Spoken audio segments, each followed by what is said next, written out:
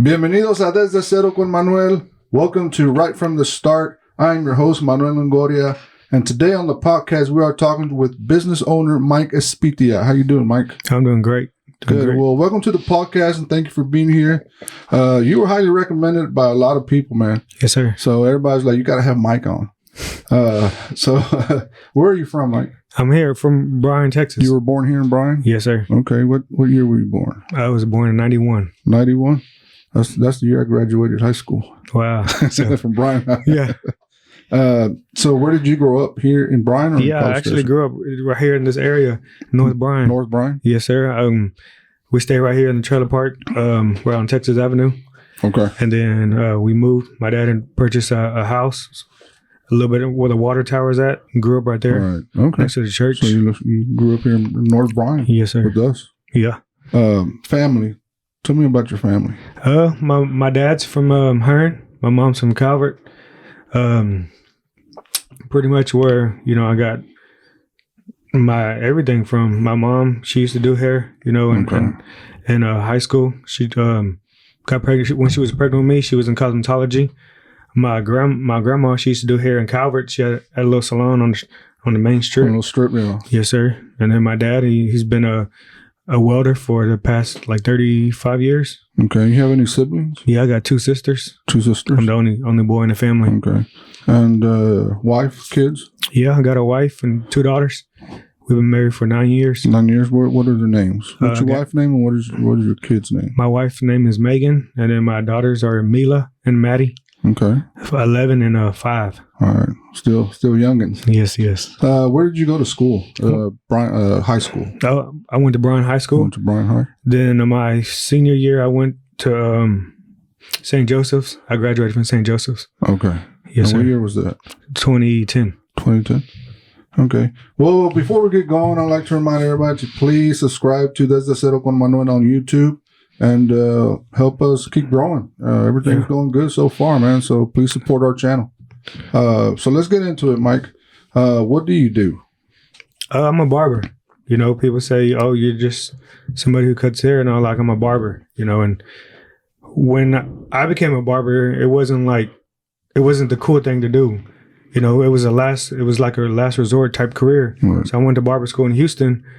I went with a bunch of felons and guys who just got out of jail, but I learned a lot from those guys, and that was one of the, I think, positive things about going to barber school outside of the city was because it was like going to college outside of the city. You kind of get a new world, meet new people. And I think everything happens for a reason. So being able to go to Texas Barber College in Houston, be surrounded by a lot of gentlemen who I learned a lot of information from. And, that's one of the crafts that I love to do. Okay. So why did you pursue that career? What interested you in the career and business of barbering? Well, it was something like when I first started cutting hair, I wasn't doing haircuts. I was doing more designs, like the parts and being creative, putting the stars and Michael Jordan in the back and all that. Yeah, stuff like that. I can't do the face, but I can do the logo. Right. But and I was just for me, it was just it started off as a hobby. I wanted to be the first person in my family to go to college, so I took the football route more or less. Okay. So then I was in McMurray, and it was an all males dorm, but I had people from Hardin Simmons, ACU. I had people from the community just coming to get a haircut by me. Right. So I stopped going to class. At that time, you were getting paid for this. Yeah, right? It was $10 a cut, right. 5 and 10 a cut. Okay. And then I was getting paid, but I stopped going to football and I stopped going to class. And I had financial aid at the time, and they were like, your grades ain't doing no good. You don't even go to class. They were trying to drop me. So I was like, well, if I got kicked out, I would have to pay financial aid right away. Right. I'd start paying back. So I ended up finding a barber school with financial aid, and the counselor, she helped me at McMurray. She helped me find a barber school with financial aid and able to just transfer over at the end of that semester. So was that the school you attended for barbering? Texas Barber College in Houston. Texas Barber College in Houston. Yeah, that was my first time that I went to barber school. Okay. How long does it take to become a barber? Back then, when I was in school, when I went, it was 1,500 hours. So now it's just 1,000 hours. So how long is that? About roughly almost close to 7 months. 7 months. Yes, sir. Okay. Is going to barber school expensive? I mean, what's the cost? What does it take? What do you have to have? Do you have to have your own equipment? You can purchase equipment through the school, but it's a low startup cost. Think about it. Like some barber schools are 10,000, 9. For a while, we were running a special for 6,000. But a career that I teach you how to do 2 haircuts an hour. You know, the average barber, if you think about it, if you go to Sports Clips, you're getting paid what, $22 a cut. Yeah. You know, 25. You go to 25. So if you do 2 of those an hour, that's $50 an hour. So that's why when I tell these students, like when I'm teaching them, because at the end of the day, I'm investing myself into these students because when they're successful, people gonna say, "Man, where'd you go to barber school?" Right. Or when you can't cut no hair and you're in a barber shop and somebody says, "Man, where you went to barber school at?" Because you can't cut no hair. So which side of the fence do you want to be on? It benefits you for them to be good, right? And so I'm instilling myself into my students. So when they get out of school, they'll be successful. So, and so was the process of becoming a barber difficult? Was it fun? What was it about? Or how was the course? When I was in school, you know, I was going from 8 to 8, and I was finishing school fast at a fast pace. But the only reason why they were allowing me to do from 8 to 8 was because I was the only one that could really cut like straight hair. Because when I was in McMurray, I was cutting coarse hair, straight hair. Everybody, I was cutting all types of clients. So I went in with the barber school. It was more dominant over curly hair. So I could cut straight hair. So I would just let me cut all day long. Did you feel that this was your thing? That this was your calling? That you were meant for this? Well, I mean, everybody's dream is to grow up and be like a professional athlete, right? Everybody wants to be an athlete or a comedian. So, you know, I didn't have the size and stuff like that. So I just started looking myself in the mirror and said, what are you going to do? Because at that time, my girlfriend at the time, which is my wife now, she was pregnant. She told me she was pregnant. And I was like, oh shoot. Like, you know, I couldn't ask my parents to help me out, you know, so I had to get it on my own. And then I just, you know, I took it serious, but it was really like a career. It would start off as a hobby. Right. And then I just turned it into a career because it was something that I love to do. And then a wise man once told me, if you love what you do, you'll never work a day in your life. Yep. Yeah, I heard that a lot. Yeah. A lot of times. Would you recommend becoming a barber to someone? Yeah. Well, not just to the average person, because like I have a school now, you know, and some people come in and they just want to see if this is for them, you know, but sometimes too, it's like, you not only do you waste money, but then you waste my time, you waste your time. Right. And so I tell people, like, try it at home first. Try it at home. And if there's something that you like to do, like, come on.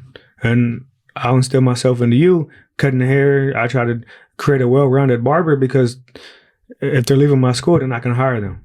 Okay. You know? So I always tell people, if it's something that you like to do it. But if it's something that somebody else wants you to do, like, try it out first. Okay. So you have to have some kind of talent for this, right? I would say more or less patience. Talent is just like once you create a technique on cutting hair, like it's just gonna be smooth. It's just gonna be a flow. Then it just comes with consistency.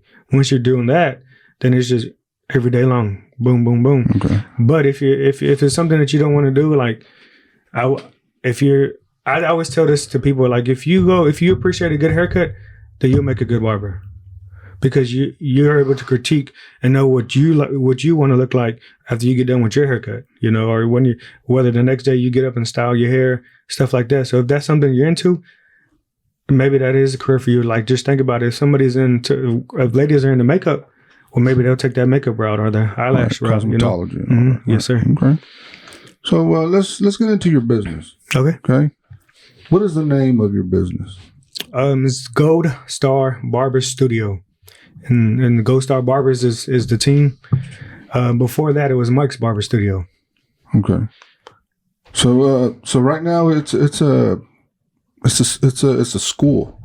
Is that what it is, or is it both? Well, I have a school on Briarcrest, then I have a barbershop on University, one on Rock Prairie, one in William D. Fitch. Okay.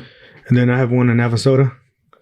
And then one of my business partners, which is JB, he opened one in Caldwell. It's a Goldstar Barber Studio. And then I have TDK, which is in the mall. It's a shoe store, but it has a barbershop in it also. Yeah, I've seen that. Yes, that's the barbershop because he buys shoes there. Oh, okay. Yeah. In the mall. Yes, sir. All right, so that's you up there too? Yes, sir. And it's called Goldstar. Yeah, well, so the breadwinner, like what made me who I am is Goldstar Barbers. Okay. Yes, sir. And then kind of just created a path, different route. Start venturing off into different type things. of. Okay. Yes, sir. When did you decide to start your business? When did you know you could do this as a business? In 2015. When 2014 is really when I knew that I could do this. But in 2015, I needed the help. You know, I needed to clone myself. I needed really I wanted to go back to school because I had personal goals. So I wanted to go back to school. So I was like, well, I needed to clone myself. And my clients were telling me, you know, like, dang, bro, like, it took like 3 months to get in with you, you know, if you don't have a recurring appointment. And I was like, yeah, that's all we got. Yeah, that's it. Like, book the reoccurring, you know, or if somebody cancels, I can get you on the waiting list. And so that's what I started doing. But I was like, dang, so if I want to go back to school and I send my clients to somebody else, then I don't win. I don't get no money or anything from that. So I was like, I got to create a team. And then when I would create that team, then I can just feed some other people with the clients that I have. And then I still also do what I want to do. Right. So how did you make that happen? How did you get your team together? Were these friends of yours or did you put on an ad or something? Nah. So some of them most of them were friends. Like I kind of knew them, like, you know, just throughout the city. Uh-huh. And then there was another barber coming up. He was from Somerville. His name was JB. I used to go compete in barber battles a lot. I did a lot of barber battles. And then I was kind of close to the end of my career doing barber battles. Then he was coming up, you know, and then talking to him and seeing him, following each other on social media. And one time we were going to New Orleans. It was like, there was a barber battle in New Orleans, and I was like, hey, let's go. Like, we just ride together, go there, and we'd split a room, whatever, and come back. So that's what we did. And then I asked him kind of, you know, what does he want to do? And I was telling him, like, you know, come to College Station. I was telling him, because I had to cut a lot of the coaches and stuff, but I was thinking to myself, like, I got to have something to offer to him for him to be able to believe, and to me to bring him to a different city. Right. You know, so I was like, you know, come to College Station. You know, I cut a lot of coaches, cut a lot of players. You know, like, I can help you out. You know, I can put some good people in your chair, and then I also can. I told him my goal, my vision was I wanted to go back to school, and I just needed the help. And then when he got his license, and then he got done his license, he was working a little bit in Somerville, and then he actually hit me up, and he was like, hey, I want to take you up on that offer. You're ready. He's ready. Yeah. So I was like, all right, well, and that's when I thought I was making money there, so that's when I went to like, okay, well, I'm opening my own shop, you know, and the vision is like kind of where I was at, you know, 1,500 square foot shop, 1,800 square foot shop, you know, chairs on both sides, nice little waiting area. I was like, this is what I'm going to go get, you know, and then reality hit, and it was like, well, I'm making all this money, but I can afford it. And I got a team that's coming with me, but the leasing people, they wanted to run credit, you know, new business, like tax returns, stuff like that. And I didn't have the business side. I didn't have none of that, you know. So I had to go find another place, and I found like a little small place, still on University, but it wasn't a storefront. So I had to find like a little small place. And then I had it was like 700 square foot. It was like you walk in. Little bitty waiting room. I cut a little hole in the window for like a reception desk. Right. You walk down the hallway, and then it's us four in like a little back room. Probably about this size. Maybe just a third of bigger. But we had two barbers, and you couldn't even spin your chair. Right. But man, and I thought like, okay, this is going to free me up for some time, so I can go back to school. Yeah. We opened that shop, and we're busy. We were just rolling, and that's how the barbershop came about. And then it was me, it was JB, then we had Gabe, and then we had Robert, and then we had Vale, and then when I had Marisol, then I had Holly, Lex, Julio. So it just started growing. Right? It started exploding. I knocked down this wall and put a chair right here and then a chair right there. Then I put another chair on the other side right there. Like we were just so like 6 barbers in this little bit tight spot right here. What made everybody go to you guys? At that time, like it was, you ever got a good restaurant? Yeah. And then and you tell your friends like, man, we need to go try this restaurant. Yeah. So when I left InStyle Barbershop and I went to Funky Chevaux, so I went from a barbershop to a salon. And then so I took the best, what I liked at the barbershop, what made me successful there. Then I took what made me successful at Funky Chevaux. I combined the two and I made Mike's Barber Studio. And then it was just like the convenience of the service, you know, booking, going in at 9, leaving in at 7, and knowing what you're going to make from 9 to 7. You know, working in a walk-in barbershop, you just sit there and nobody comes to 3 o'clock and $0 made from 9 to 3. Okay. And then now I got to stay from 3 to however long it takes me to meet my daily goal. Right. And I was like, you know, I missed a lot of my daughter's life, my oldest, you know, missed a lot of family time, stuff like that. And I was just like, you know. Yeah, but that's part of the grind, though. That's part of the growth. Yeah. You know, you'll miss out on a bunch of stuff. Yeah. And then, you know, but that's what really shows you like who's there for you, who supports you. Right. Because when you're making those sacrifices. What's a barber battle? Tell the people what a barber battle is. So a barber battle is and when we were competing, it was fun. Like, well, you can talk smack to Papito, you talk smack to A-Rod, and then you meet up and y'all compete and stuff like that. Right. But nowadays, it's like some people take it seriously and they get mad when they lose. Okay. So what made us successful in the barber battle was because we paid attention to the rules. Okay. You know, so a barber battle is just like there's different categories. So like might be fastest fade. You get 10 minutes to do a ball fade.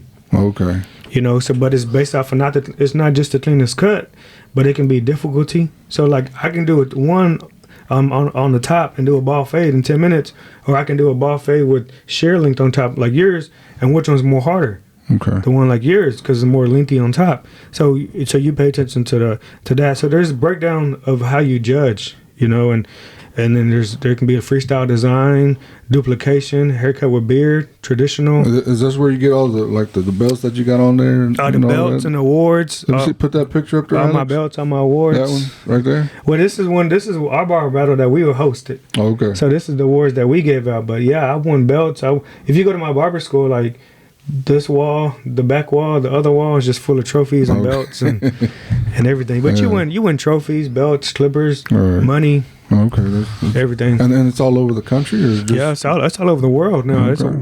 It's the world. There's a battle coming up. It's Mexico versus USA. Oh man, where's that going to be at? Somewhere in the valley somewhere. Okay. Yeah. So, how does it feel to own your successful business in a town that you grew up in? Man, when I got that the Community Impact Award recently. That's kind of when it hit me. It's because I think we have a picture of that too. That one. Yeah. So that award, I won the Community Impact Award, and A&M had a basketball game that evening. Okay. And so I went to the basketball game afterwards, and it was crazy because then, like, you see a lot like back then. I would tell people like barbering is going to be like we're going to be like the next athletes. Because I'll be at HEB or I'll be somewhere and there's kids. And they're like, oh, Mom, look, that's my barber. Like, it's because they're here at the barbershop. And how they just get so excited when they see you, just like an athlete. Like, we say, oh, shit, there's LeBron James. You know, we all pull your phone out, go crazy. And I was like, in the future, like, barbers will be the kind of like the next athletes, you know, influencers. Right. So when we had that Impact Award, I was at A&M. But I was going to the concessions, and then there's people stopping me and telling me, "Hey, congratulations on your award." People I didn't even know, never seen in my life, but they seen it from social media, they seen it from KBTX, they seen it from stuff like that, and then that's when it kind of hit me. When I got home, I was telling my wife, and it was just like, the barbershop that we could, the business that we sacrificed for, the everything is starting to pay off because it's becoming a staple in the city. Right. It's when you come to College Station, the people from ESPN know who they got to go to Goldstar. They got to hit a mic for a cut. So being there from seeing it from a smaller point of view is just like really sitting outside and talking with my dad, and having him say, man, like such and such from work, then when he got a haircut at the barbershop, talking good things, and seeing him how he reacts to it, like that's a good feeling because it's something that he's proud of. Right. Yeah. What are the pros of owning your own business? There's a lot of pros, from being able to impact, having a platform to help impact other people, and that's one of the biggest pros because now I have a platform to help other people. Like we talked earlier with my friend who had a podcast, I brought him out with me to the barber battle, from opening businesses and being able to have your friend do the painting, your other friend do the electrical work, and the other friend doing floor, tile, granite, whatever the case may be. But now you got a team of individuals who you can help their business be successful. Right. So it's just being able to create probably a network of people. Right. Yeah. Just a network of people, but also too is just when, like, say for instance, like if I ever need anything, like I needed an event center one time, right? And then I was reaching out, and this is like a real expensive event center, and I asked like, hey, like, how much would you charge me to rent it out for this date, this right. and that? He said, oh, don't even worry about it. Right.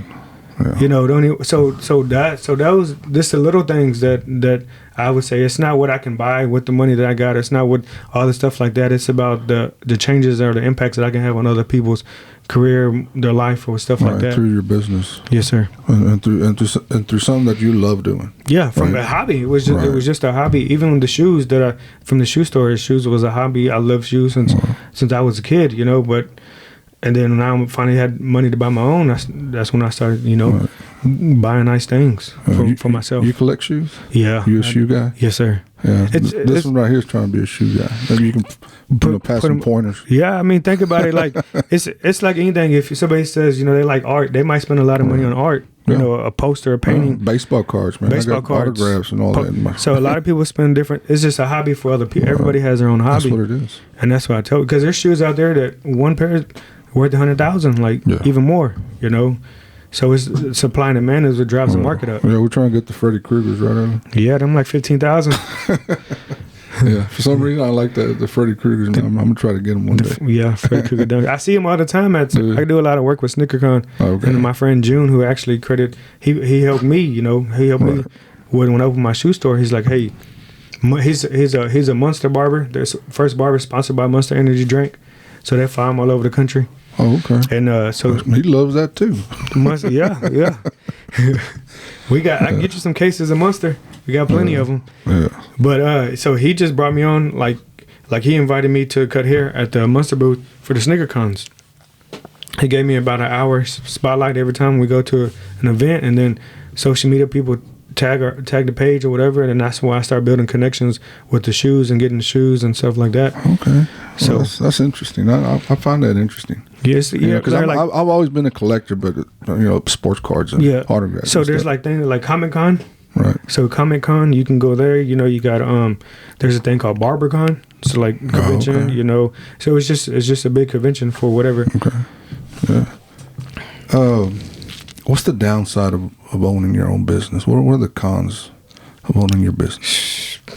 Where do you start? Really? Man, I say the biggest downfall is that how much you really have to pay back in taxes, and it's not even just all that stuff, because think about it, you're getting taxed on top of taxes that you're already paying taxes on. Yeah. So that's one of the biggest things, because even when COVID hit and you still had to take care of the people that were working for your business, the IRS and then not the comptrollers, everybody still wanted their money. They was like, they weren't giving you days. They can come levy you, close your bank account, all that stuff, and then you have money in there, but you're trying to take care of these other people first that that they don't care about them other people. They just care about getting their money. And it's like we're in a pandemic. And that's how the state's treating you, you know? Right. And so it's hard. There's a lot of stuff that people don't really see, the ugly side of it, of being a business owner. Like you said, sacrificing time away from your family and stuff like that. Right. Yeah, I mean, my boxing club was a non-profit, but you still had to do paperwork. Paperwork and all that, right? yeah. It was. And so learning it, you know, and that's what's good about being a barber is that now you start knowing the people that you cut. And now they're able to help you in different ways and stuff like that. Whether it's your bookkeeping, you know, being an accountant, filing your taxes, whatever the case may be. And when I started learning how to, you know, do it the right way, you know, and then okay, these deductions go here, these deductions go there. Like then it was like you're able to keep more money in your pocket, and then now that takes a burden off. But it's a team. You need a team of individuals. You can't do everything by yourself. And that's what I learned at a young age was. You need a team of people that know what they're doing in their field, because it's going to be easier for you just to stay on your track, but bring people on to help you win the race. Right. You know, like a relay. Yeah. So what do you feel is the toughest part of running your business? The toughest part, since the pandemic, nobody wants to work. That's really? the toughest part is to find people that's reliable. You know, everybody wants to work from home now, and everybody wants to work from home now. Be off work 2 days a week, make $1,500. Like, that's one of the hardest deals since, like I said, I would say COVID is just finding people that want to work. Because you got young people, you got older people, but everybody's mindset right now is not where you would want it to be. And you know, and at the end of the day, it's your business, and sometimes you gotta step in and be the guy to put people back on the track. And sometimes you're labeled the asshole, but at the end of the day, this is my business, and at the end of the day, y'all still get paid. And if no money's coming in, I still got to pay out all these other people. You still got to pay the rent. You still got to pay, you know, everything. You know, equipment and whatever it takes to keep the lights on. Right. Yep. Right. Do you feel that you impact others around you? Oh yes, I would for sure say that. I got a lot of stories, like just on the spot stories. Like what's one? Well, this one time we was in Connecticut at a barber battle, and my model. So I was doing like a theme. So he had a boombox, you know. He had I was doing like the haircut had a flow with whatever you was wearing and stuff like that. So I told my friend, I was like, bro, like there people are doing kind of similar to what we got going on. I said, bro, you're gonna have to do something that's gonna make us stand out. I said, bro, you gotta learn. You're gonna have to do a windmill or something. And he was like, bro, I can't break dance. Mm-hmm. And I was like, well, you have to learn today. You have to learn within these few hours in the hotel.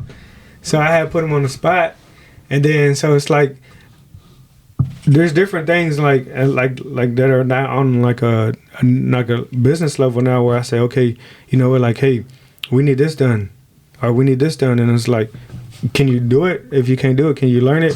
Because you know you're still in the same field. So I'm helping. Like I can say, I can help Rob add something else to his arsenal, what he does and what services he has. Then I can help my other friend add some stuff to theirs and theirs. And so we're always sitting around doing hanging out and stuff like that. We're always bouncing ideas off each other. Them and you can do better than this. And you're able to do better. Than this, right? Yeah. Even if if I come off wrong sometimes, but we're all boys, we're all brothers. But it's like, bro, like you got to step it up. Like, you know, you're out here partying. You got to go out here and be out there doing stuff for the kids, because at the end of the day, your business is motivated around kids, or, you know, hey, like nobody knows you in the community, but you want your business to grow. Like, come out here and put a face to a name. Right. Come to these chamber events. You know, come to these. Let's go out here and do to these networking events let's learn these. Let's go to these seminars and learn about, you know, investing into making your investments bigger. You know, using your LLC to buy its own assets, and then you having your own, and then free yourself up, freeing your credit up, so you can use more and there's just, we all bounce off so many ideas off each other. Like we're doing this. We're actually launching this type of advertisement in a barbershop. You know, if you go to like Grand Station, you just see the still pictures, right? right? So what we're doing, and it's about to be up, but Joe, he started shooting videos and he starts doing videography and stuff, and he's kind of got a passion for that. So we're going to try to work a way where he can get paid, and then everybody can get paid, and we can pay for the sponsorships and stuff like that. So instead of having that still picture, Joe will come and shoot or work. Let's say for you, he can work one-on-one with you, or you can create your own video, and then we'll have your video playing in the barbershop on the TVs. Okay. But how it's controlled is through a mix. A DJ mix, because you go to my barbershop, we always have good music, and it's a vibe, okay. And it's always a good feel. So let's say whatever favorite song is that you have, or whatever song that you have to flow with your video, right?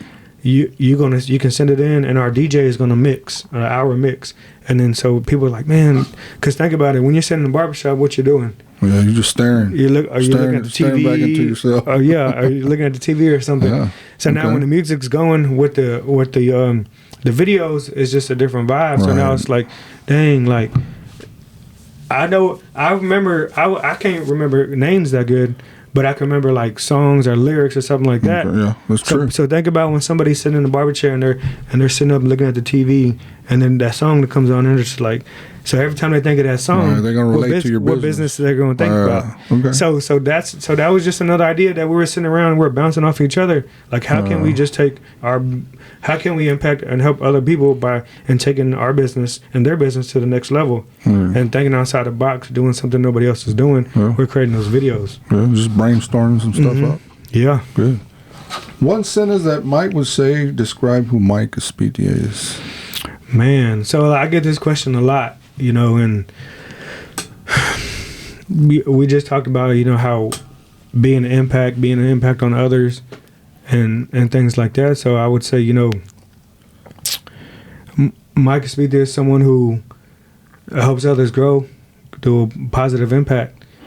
Okay. So and thinking, and sitting and thinking, and I was like, that's who I am.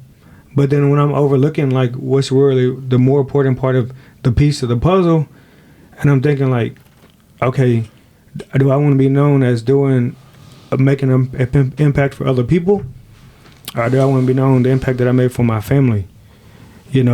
So then I started reevaluating. I said, this year I'm gonna step back from doing a lot for others and teaching and investing to doing to my family. Right. So now when people say, okay, Mike Espitia, who is Mike Espitia? Well, it's still going to be a person who's doing positive for other people, but now I'm going to instill it and spend more time with my family, and then maybe when it's all said and done, what is Mike Espitia who created a positive impact for his family to help other people in life? So yeah, it's the same thing, but we're going to invest in my family, because think about it, if I leave a legacy, but my daughter doesn't know how to impact other people, right, then I did the wrong thing. So I said, you know what, I'm going to invest in my kids and my family, because now instead of just one person helping other people, we got 4 people helping other people, right, and then we can do a bigger deal. So when I think about it, so family first. Okay. How important is family when it comes to workload? It's very important. Like my wife, I don't have a regular 9 to 5. Sometimes I can't go pick up the kids, or stuff like that, So my wife's back working again. So now we're trying to find who's picking our kids up from school. So now we got my mother-in-law helps out, my mom helps out, So everybody's helping out while we're still be able to manage at the barbershops or while she's at work and stuff like that, And when we do events and stuff, it's hard to find.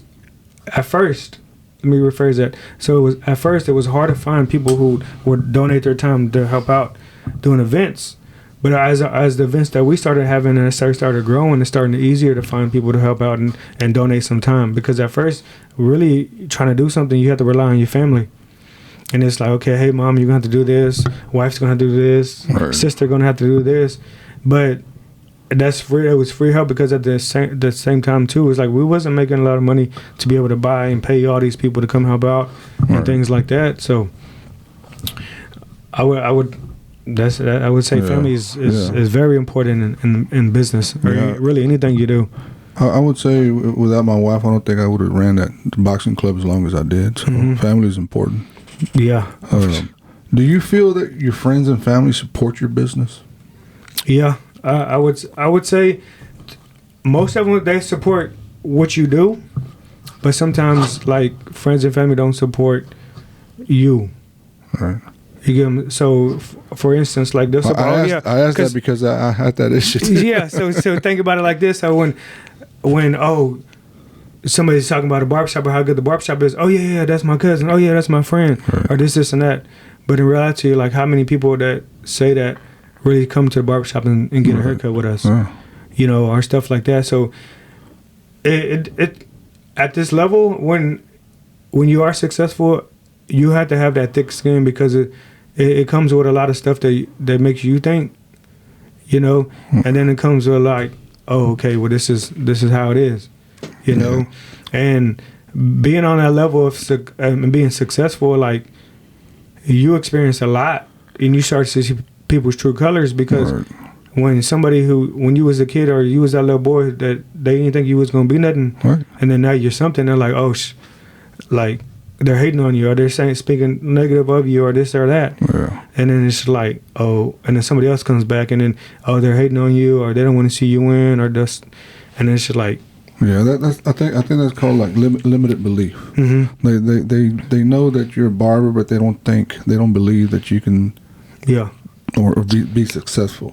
So once you surpass their belief, then they start rejecting you. And that's what I had too. But we love what we do, and we're gonna keep going. And the only thing I did it for, we're doing it for, is our family. And that's all that matters. And that's the biggest thing, because when people say, "Oh, running a business is easy," like it's not, because we just talked about motivation. Like you could be motivated to do something, but how disciplined are you to sit there, manage the money, take care of the money, like stuff like that. Like for instance, like if you put it in a scenario, like I can say you're disciplined and I'm just motivated, because looking up to it, like you had a long career, you had a successful career, like the gym, you know, and you were able to retire when you was ready to retire, and then I haven't met that, I haven't done that yet, so I can say, well, I'm motivated until I'm done what I've done, and I can say, well, I'm disciplined.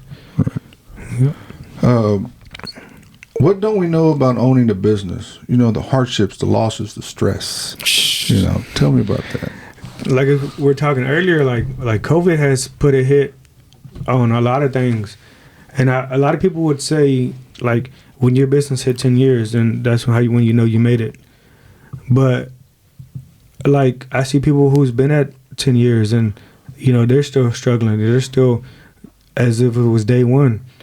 So when I'm looking at doing business stuff, like I'm trying to learn, because at the end of the day, everybody says history repeats itself, you know. So reading a barber book and being educated over that, then I'm starting to see like there's always a pattern, but somebody tweaks something to make it a little bit better. And then so, you know, so what I'm trying to do is I'm doing the same thing so I can be here for a longevity of time. Because when people say, oh, you've been past 10 years, but how do I know?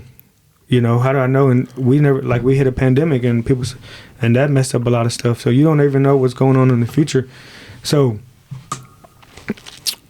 with that being said, I was thinking about something else. I was thinking about, like, you know, how I feel like maybe we go to war pretty soon, and then so we might not even have a business after that, you know, just because how important it really is to go out there and vote.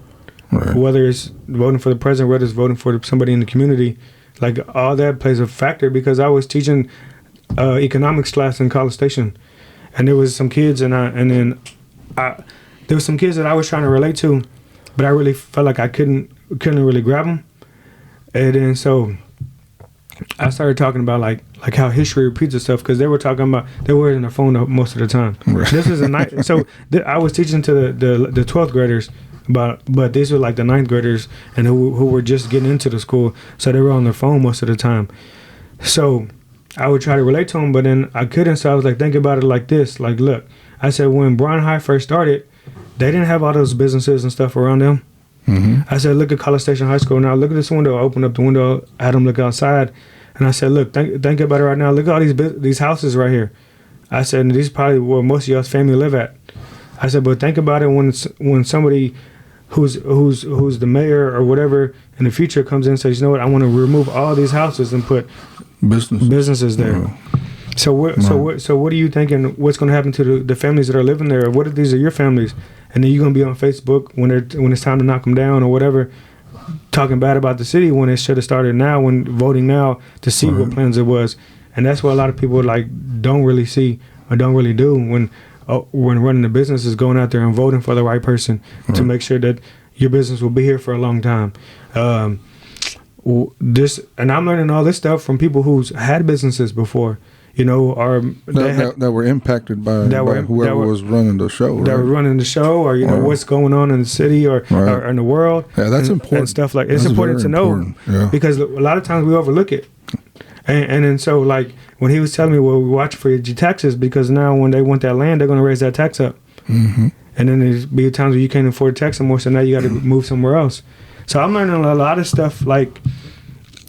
Business stuff from other people, so I can be here for a longer amount of time, and then I can really sit back and when I'm ready to retire, then I can sit back and really be able to appreciate it. Or you can run for mayor. Yeah. You know? I mean, we talk about it like I cut Buzz Williams, you know, and I was telling him about my community impact award that I got from the city or for the Chamber of Commerce, and he was like.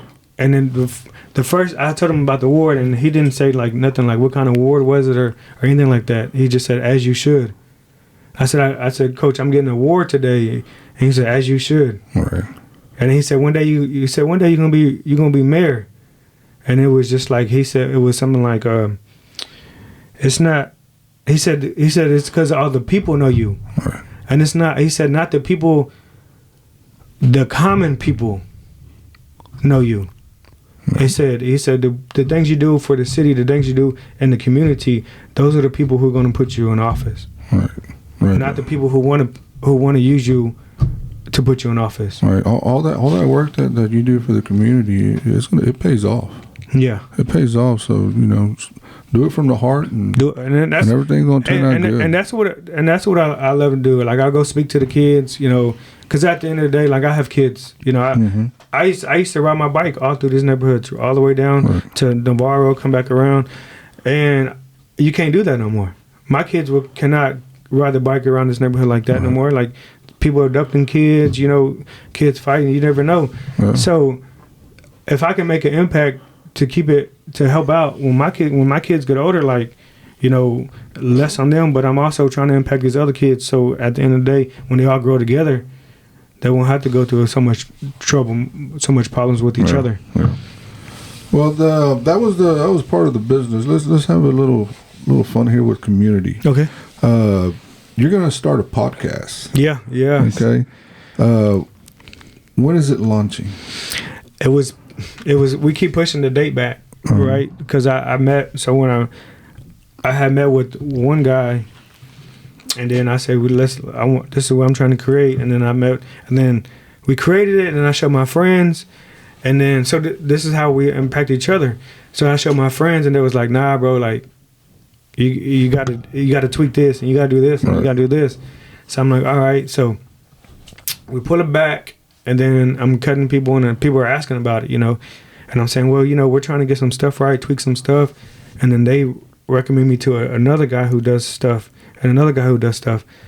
And then, so I keep waiting on it because my friend said, bro, you're going to put this out, but you only get one first impression.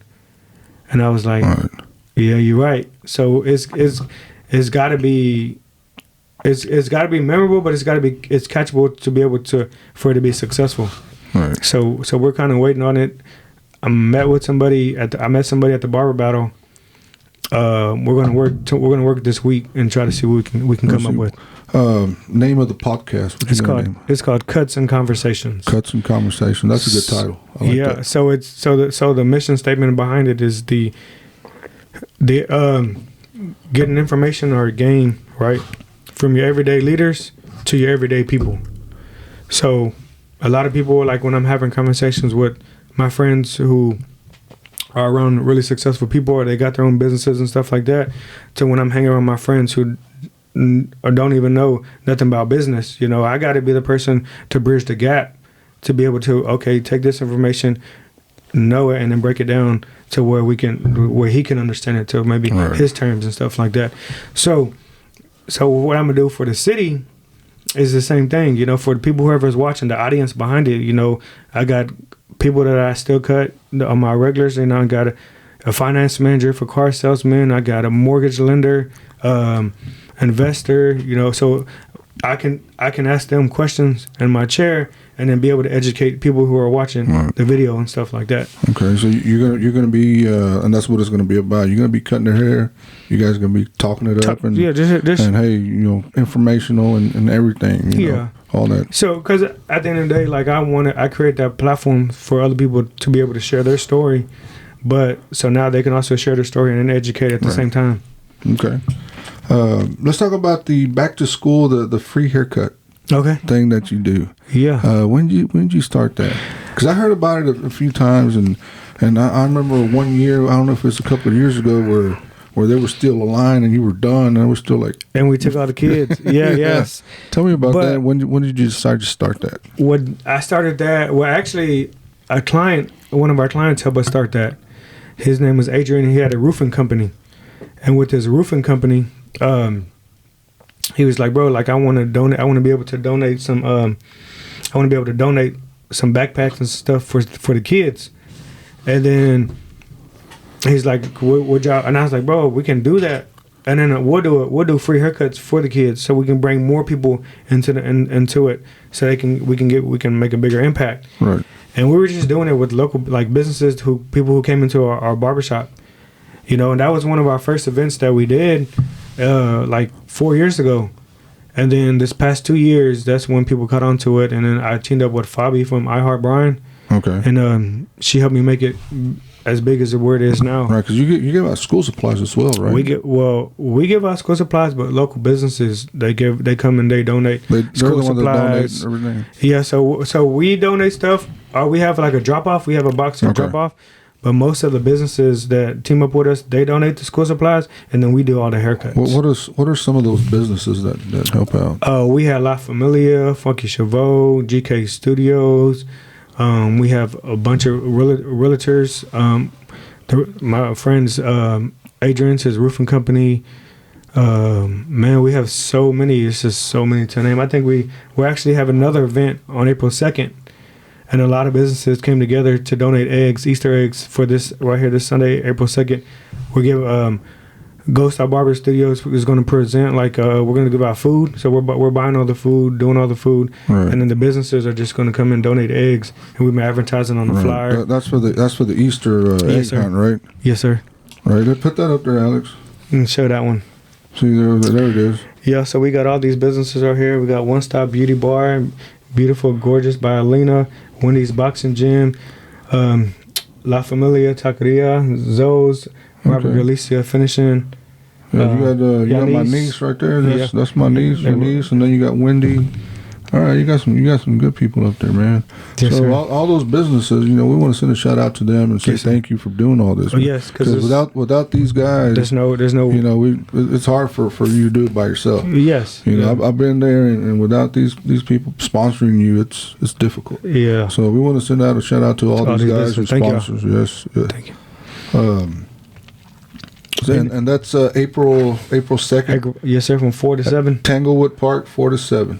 Yes, sir. All right, we'll put that up there in a bigger picture when we put this podcast up. Let's talk about the Community Impact Award. You talked about that. What was that about, and or how were you nominated, or what is the award about? So actually, I didn't even know how I was nominated. I got a call one day from Carrie at the chambers, and she goes, "Hey, do you have some free time, or you have a moment?" And because she knows I'm kind of busy, and then I said, "Yes, ma'am." And then she told me, I got some good news for you. And then she's like, "We're gonna nominate you for the Community Impact Award." And I was like, "Oh, okay." Yeah. You know, and it's just like, all right. I really didn't know how, how to really feel, because I didn't know, me, I really didn't really know about the award. You know, I didn't think, okay, well, I'm doing all this to get this award. Right. Like I didn't even know I didn't know I was gonna be win the award with Corey, and then me and Corey did business together. He was at a halftime with us, and then Side Boutique has been our neighbor on University the whole time. So I knew these businesses, but I didn't know like nothing about the award and stuff like that. So it was pretty cool, you know, just seeing like the hard work pay off. Right. But you know, it's bigger than just me, because my team, like I always have to thank everybody who's been a part, you know, because without them, there's no me. And then think about it too, it's like from the barbers to the receptionists to the city, like it was just a vision that I had. It was just a dream. And say one day I'm open a shop, you know, but you never know how it's going to play out or how it's going to be. So from everybody who believed into the vision and the dream. And that was recent too. Yeah, February 21st, 2023. Yes, congratulations on that. Thank you, sir. And you know, keep working for the next one. Yes, sir. Voted best Brazos Valley. How many times? Since 2015, so 7 years in a row, because 2023 hasn't started yet. Okay. Yes, so sir. The best barbershop. Yes, sir. Because when I started, Mike's Barber Studio was the first no way barbershop, and people were like, "What is that?" And I was like, "Well, you book an appointment at 9:00. You get out by 9:30, or the higher level long the appointment services that you book for." Mm-hmm. And it was like, no way. And when I was doing it at Funky Chevaux, and then we created the vision there at Mike's Barber Studio, it was like people loved it because it was there.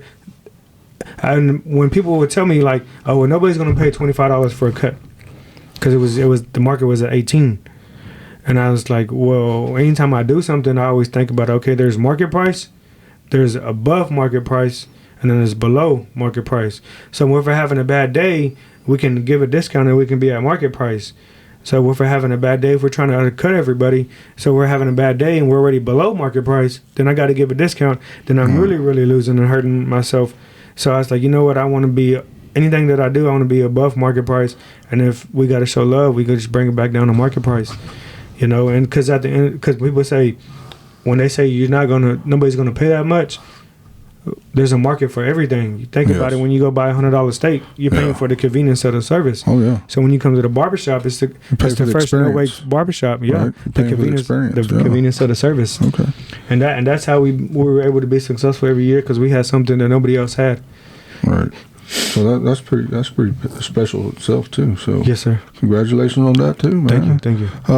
What other community work do you do? We do a lot. We don't try to really be in the spotlight unless it's something event that we have going on. You know, so we do a lot with the Boys and Girls Club with Ghost. You know, we had our Easter egg hunt last year there at the Boys and Girls Club. Okay. We do an anointing abilities. So, you know, that's another nonprofit. I do a lot of stuff with Fabi. You know, we do stuff with the Big Brother, Big Sister, my friend Justin Estes. Okay. He's been following me for a long time, and so whenever they have something going on, I try to be involved with what they got going on. So there's a lot of things that we do. You know, I also do shirts, and it's just a hobby. It's not something that I do to try to make money and stuff of. You know, I try to help people out who really don't have the funds to do a startup. You know, so if you want some shirts, I'd hook it up. You know, just cost. Sometimes I even tell them like, hey, come help me do it. You learn it, so when you need it, you just pull your screen out, put the color, and you do it. You do it yourself. You know, that's another trade that's added to them. So all those little things it comes out to be a bigger picture. Right. How we do that. Mike, what else you want to add to the podcast? It's been pretty interesting so far, man. Yes, so, but what else you want to add to the podcast? Just. Any message you want to send out? Anything you want to say? Any message? I would just say, you know, whatever career that you take, you know, whether you don't always have to go to college, and so we're always taught like you got to go get the education, you got to go get this and that, but loyalty beats a lot of that stuff. You know, education, because I've been in rooms that education could never take me. You know, I had the opportunity to work for Adidas. You know. Me hanging out with Kevin Sumlin, me cutting all these people from ESPN, Desmond Howard, George Whitfield, Tim Tebow, all these people, just because of what I've created in myself. You know, at first I wanted to be the first in my family to go to college, but then when I wasn't happy doing that, you know, I kind of stumbled back into what I was happy doing, and that's cutting hair. And then that was a hobby. So when I'm telling even these high school kids, the people from 8th grade going to the high school, go in there in the 9th grade and go do the trade, become a welder, be a cook, do culinary. You know, there's barbers and then cosmetology in the high school. So just find a trade and do something that you're happy doing. You know, a lot of people do something and then they're stuck and it's like, oh, I'm miserable. I got to go to work. Like, no, every day that I get up, every day is a Friday for me. Every day is a good day. Right. You know? Okay, that's good. And you want to send out any shout outs to anybody? Yeah, first of all, I want to thank my whole team. You know, like I said, without them, there's no me, my wife, my daughters, my mom, my dad. And then I also want to just shout out all my friends that got their businesses. I love them. I love seeing them be successful, you know, and everybody else that if you want to know anything about business, like I'm open book. You know, you might have to contact me more than one time because I get lost. Right. I think I respond when I don't. But if anybody wants any guidance and wants to learn anything, wants to be a barber, wants to go to school, whatever the case may be, like feel free to reach out. Right. You know? Where can they contact you? You can contact me. My personal number 979-575-2493. I prefer text message, or you can just hit me on any social media. My Facebook is Mike Espitia. Instagram is Mike Espitia. I just use a 3 to separate the 2 E's. Okay. So pretty much that's all my social media tags is Mike Espitia. All right. Well, Mike, I appreciate you coming on the podcast. Yes, sir. And like I said, a few people, you know, say, man, you got to have Mike on here. Yes, sir. You know, and I see why now. Yes, sir. Because you're a very interested person and you're hard work and you're a grinder. And, yes, sir. And a lot of people can learn from you. Yes, sir. And I really appreciate you being here. Yes, sir. I appreciate you. And I want to remind everybody to please subscribe to Desde Cero Con Manuel. And we'll see y'all next time. And thanks again, Mike. Yes, sir. Appreciate you. See y'all.